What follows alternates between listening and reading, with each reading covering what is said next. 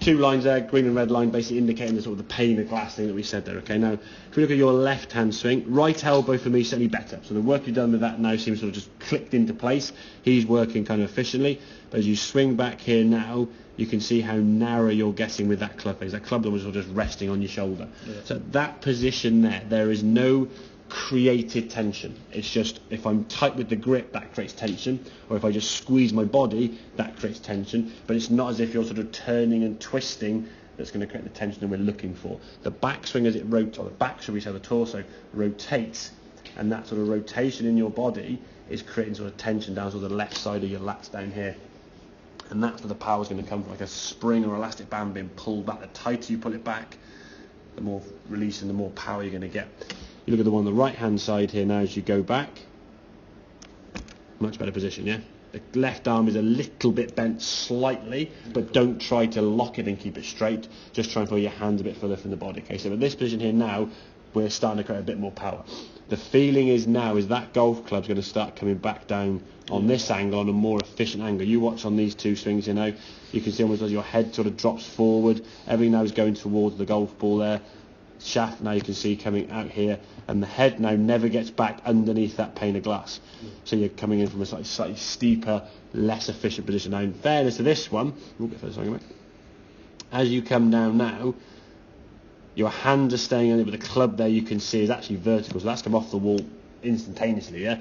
As we then come back down here, the club now just about kind of comes back underneath just at the last sort of second to give you an okay contact, but you still lost a bit of power and speed in that motion because your hand's sort of coming over here and sort of back underneath to try and readjust. So it's a little bit more. This is why I think when you have the bag there, you just smash as hard as you could. When there's a ball there you're trying to guide into, it's a little bit more sort of deliberate process you put into it. It all gets a bit slower and tighter.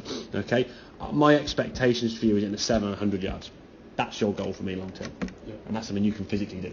I know you can do that. Okay, the speed in which you swing a golf club, where the bag was there, certainly when you hit the bag with a bit of oomph, had that bit of ball in the way, that speed with a good strike, as it hit the middle of the golf club, that efficient speed of swing would have hit the ball over 100 yards easily. Okay, so that's the physical potential there. It's almost in some ways overcoming what's in there.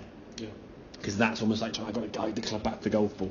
And I think if we can discipline ourselves, okay, right, we create tension by the movement, not the tensioning of our arms and the grip and squeezing things tight. The tighter we squeeze things, the less speed we can get.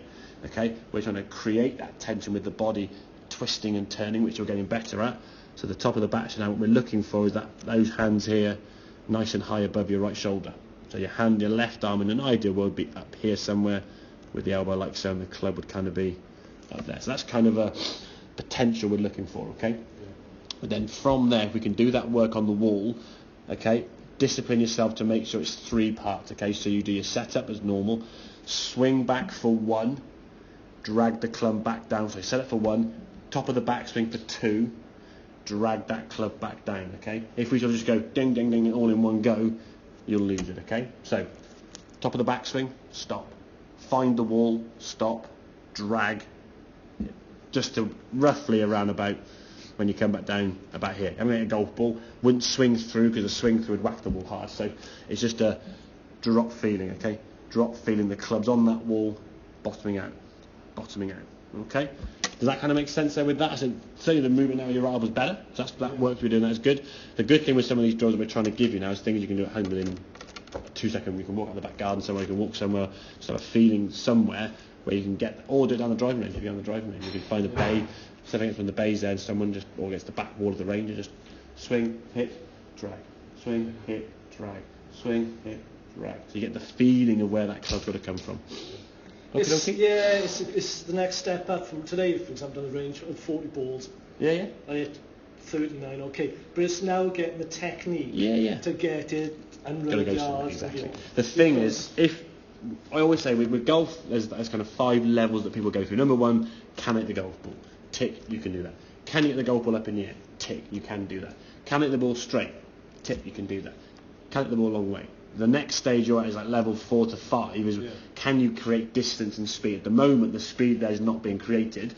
when the ball's there. You can create speed, because I've seen that yellow bag get a pounding from it, so I know you can whack it hard. But when the ball gets there, it's like, you're trying to guide it. Okay?